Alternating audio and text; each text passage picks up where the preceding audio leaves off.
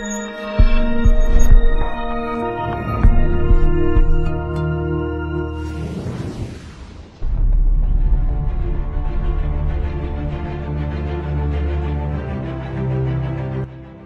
guys, kekayaan sumber daya alam Indonesia memang sungguh luar biasa melimpah nih guys. Sehingga Indonesia menduduki peringkat kedua sebagai negara dengan tingkat biodiversitas tertinggi di dunia setelah Brasil. Dengan fakta itu, sumber daya alam Indonesia, baik itu sumber daya alam hayati maupun sumber daya alam non-hayati, menjanjikan kekayaan yang bisa dimanfaatkan bangsa Indonesia dengan sebaik-baiknya. Seperti di sektor tambang, khususnya emas, perak, dan tembaga, Indonesia menduduki peringkat teratas dunia di sektor tambang tersebut. Lalu kira-kira di manakah letak tambang peringkat teratas dunia itu ya? Yap, benar sekali. Letak tambangnya terletak di daratan tinggi Tembagapura, Kabupaten Mimika, Provinsi Papua, Indonesia, yang sekarang ini masih dikelola oleh PT Freeport Indonesia. Namun kondisi alam di tempat tersebut sekarang menjadi sangat memprihatinkan dan ada kerugian serta keuntungan dari adanya pertambangan oleh Freeport tersebut. Dan kali ini ayo kita kupas tuntas fakta-fakta mencengangkan hasil pertambangan PT Freeport Indonesia ya guys. Tapi sebelum lanjut kita ingetin lagi nih guys, buat yang belum jangan lupa subscribe channel kita ya.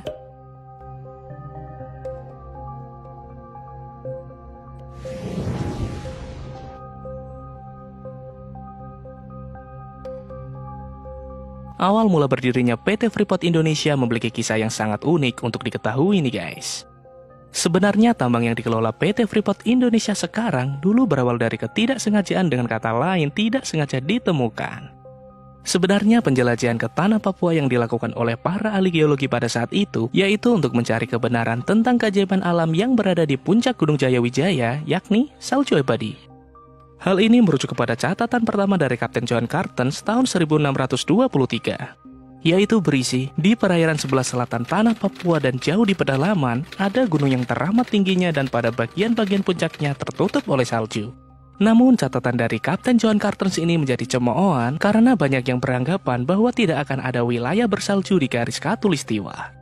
Akan tetapi catatan dari Kapten John Cartens ini menjadi pemicu dari rasa penasaran para ahli untuk membuktikan kebenaran dari puncak Gunung Jayawijaya yang memiliki salju abadi. Dan setelah itu dilakukanlah beberapa ekspedisi yang dilakukan oleh para tim ahli geologi untuk menjelajah tanah Papua, demi untuk membuktikan kebenaran dari catatan Kapten John Cartens tersebut.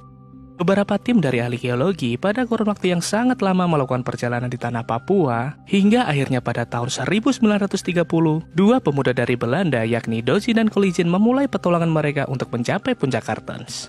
Dan inilah yang menjadi awal dari pembukaan pertambangan di tanah Papua 40 tahun kemudian. Dan 6 tahun berselang tepatnya pada tahun 1936, Dozi dengan timnya tanpa sengaja menemukan iceberg atau disebut juga Gunung Biji. Dan pada tahun 1939, Dozi membuat catatan mengenai iceberg yang berhasil ditemukannya. Namun karena peristiwa pecahnya Perang Dunia Kedua, catatan dari Dozi tersebut menjadi tidak diperhatikan.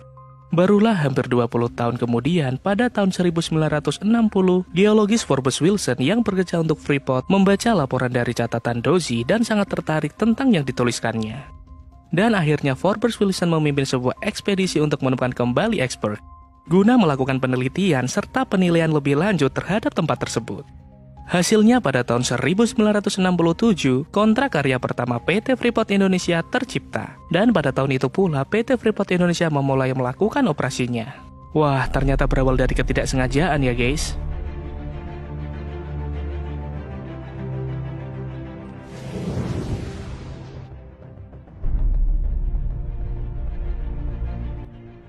Tambang iceberg dan tambang Grasberg adalah dua tambang yang dikelola oleh PT Freeport Indonesia nih guys.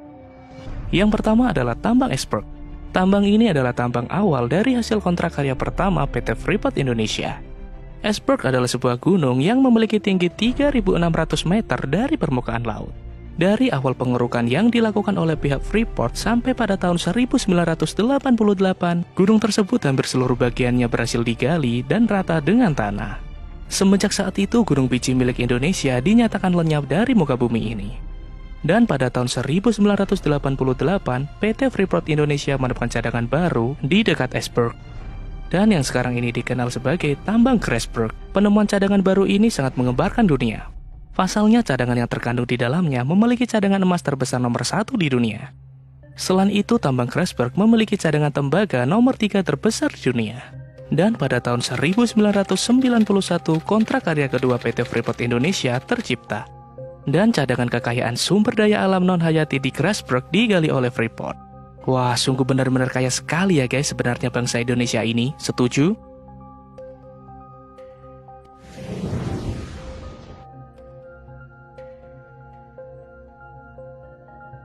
PT Freeport Indonesia adalah anak perusahaan dari Freeport McMoran Copper and Gold Inc. yang memiliki kantor pusat di Amerika Serikat nih guys.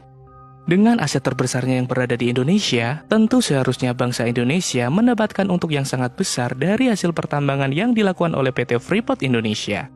Namun kenyataannya berbanding terbalik dengan status negara yang memiliki tambang emas terbesar di dunia. Dari awal berdirinya PT Freeport Indonesia, negara Indonesia hanya memiliki saham kurang dari 10%, yakni tepatnya hanya sebesar 9,36%. Wah, sungguh menyedihkan sekali ya guys. Kurangnya perhatian serta keseriusan pemerintah Indonesia terhadap hal ini menjadikan Indonesia tidak terlalu mendapatkan keuntungan dari adanya PT Freeport Indonesia. Dan akhirnya setelah lebih dari setengah abad lamanya, barulah Indonesia berhasil mendapatkan 51% saham dari PT Freeport Indonesia pada tahun 2018.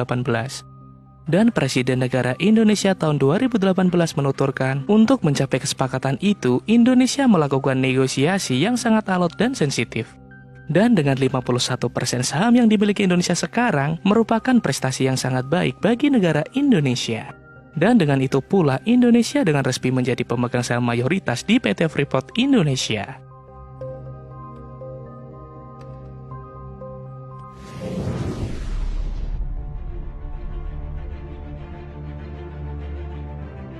Kehadiran kegiatan pertambangan di tanah Papua tentu saja akan langsung berdampak buruk bagi lingkungan sekitarnya nih guys.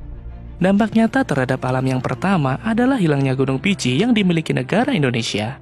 Selain itu, hasil dari pertambangan Grasberg menyisakan lubang menganga yang sangat lebar berukuran lebih dari 200.000 hektar dan memiliki kedalaman sedalam lebih dari 230 km persegi. Wah, dalamnya seperti dalamnya cintaku padamu ya guys.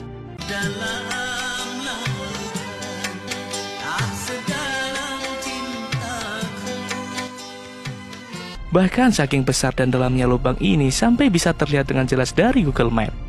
Dan bayangkan saja, besar dan dalamnya lubang tambang Grasberg ini dapat menelan mentah-mentah Burj Khalifa yang didaulat sebagai gedung tertinggi dunia dengan sangat mudah. Selain itu, dampak yang lain seperti pencemaran sungai-sungai di sekitarnya, juga dampak yang dirasakan masyarakat Indonesia di area dekat tambang, menjadi PR bagi pemerintah Indonesia untuk membenahi semua dampak yang ditimbulkan.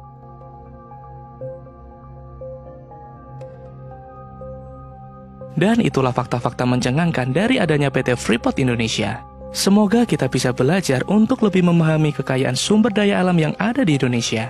Dan terima kasih udah nonton video kita, jangan lupa subscribe ya guys.